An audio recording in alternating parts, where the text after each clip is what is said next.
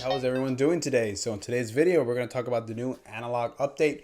Just going to check it out. I brought out the EverDrive and an Easy Flash.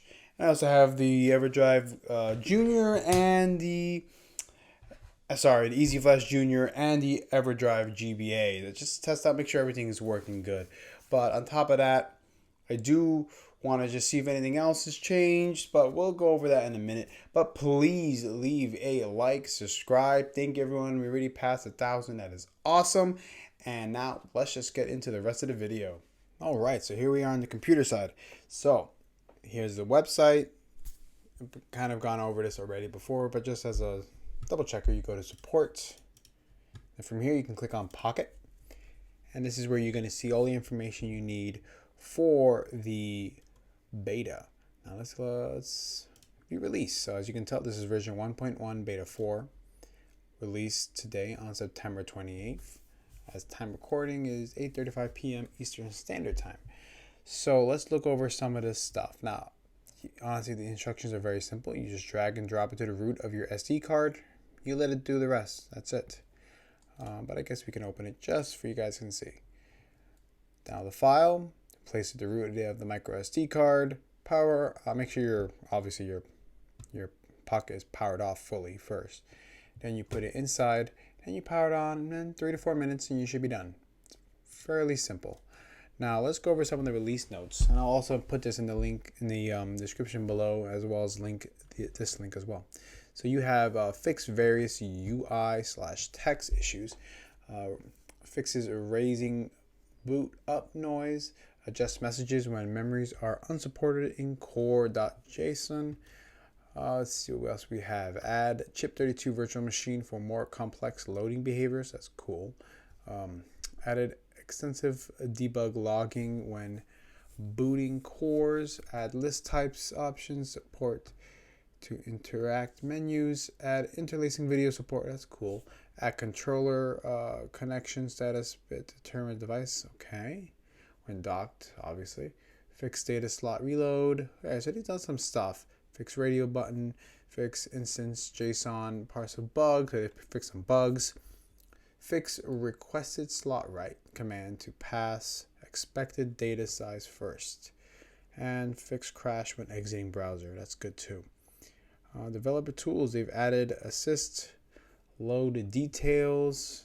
They've added debug logging.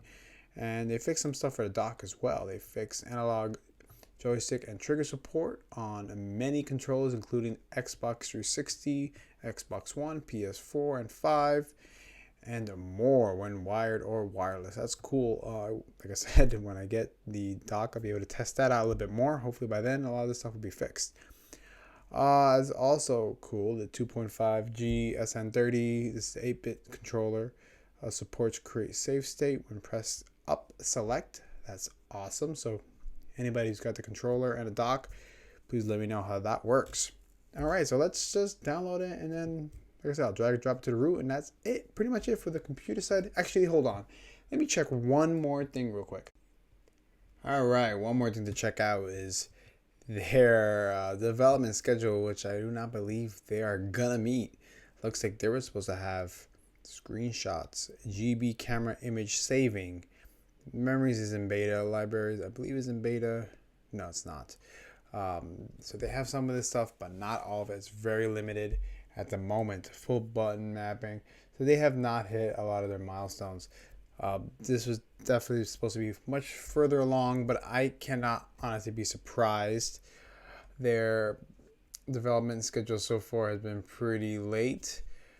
But I guess there's nothing we can do about it, and just wait till they release their betas. Hopefully this will be in a final beta. That way this can be released for an actual fully functioning OS and no longer in beta. But this is what we have at the moment. I haven't forgotten about this. I know this is actually further in there. This was July 29th, so this is a little old, but they have clearly not been able to meet their development schedule. But all right, let's check it out on the Pocket itself. All right, so now we are back. So let's just bring the Pocket closer to the camera. Let's take out my cartridge. And let's just go over here, and here you can check about the OS.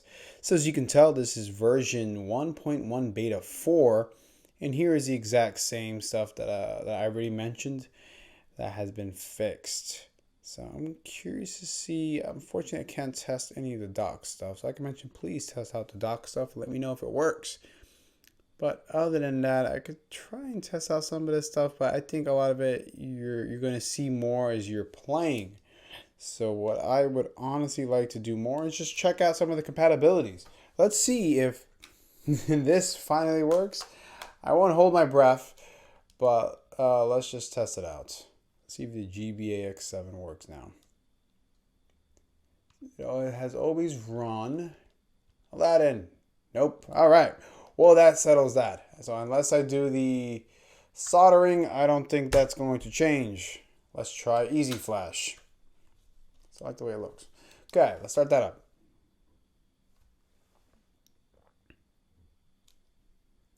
Okay. So far, so good. Oh, yes, yes. Okay. I'll deal with that later. It's because the new update makes you do that. Now let's go to a ROM hack. Advanced Wars, sure. Let's just start it up. Okay. No issues. That is not broken. I already tested out my own ROM hack. Let's test out Crystal Clear. Not that I foresee it's having any issues. Yeah, that's fine. I didn't foresee that one. But it's a flash card nevertheless. All right, let's go ahead and try the GBA. Let's see. Yeah, right, I got some couple stuff here. Let's try the Easy Flash. Just want to test these out. I just want to make sure they work. The last thing I want people to do is to, do an update that might actually negatively affect their experience. Okay, let's see. Okay, random game, let's see. Okay, that random game works. Restarting doesn't give me any issues. So gold, okay.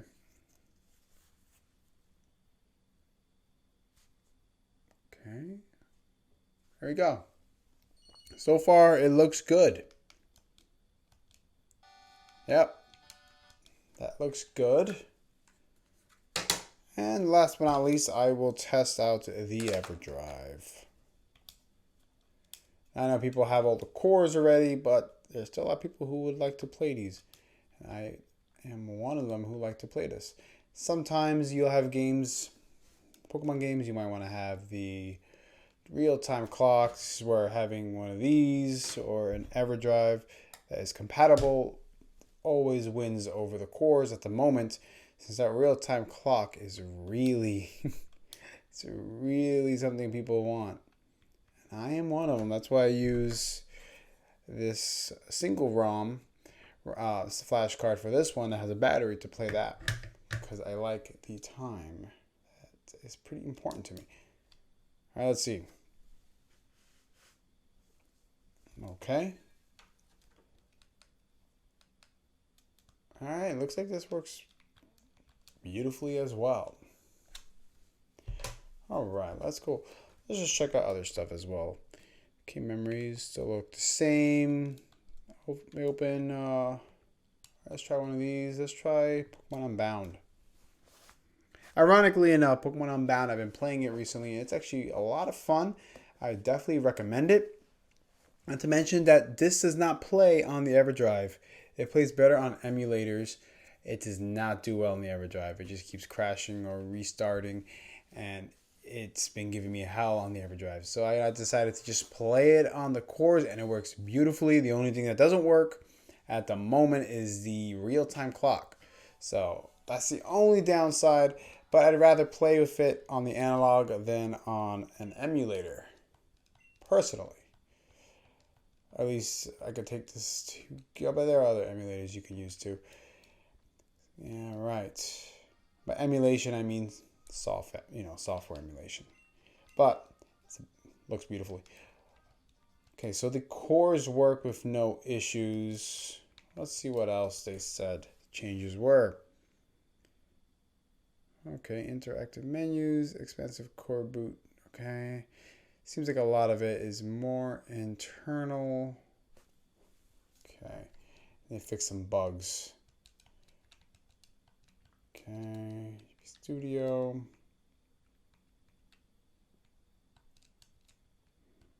Let me see, let me pick a core real quick.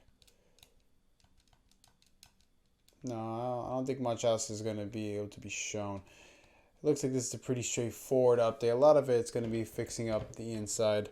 But hey, one step closer to having a final operating system. I will take that. Hopefully it happens sooner than later.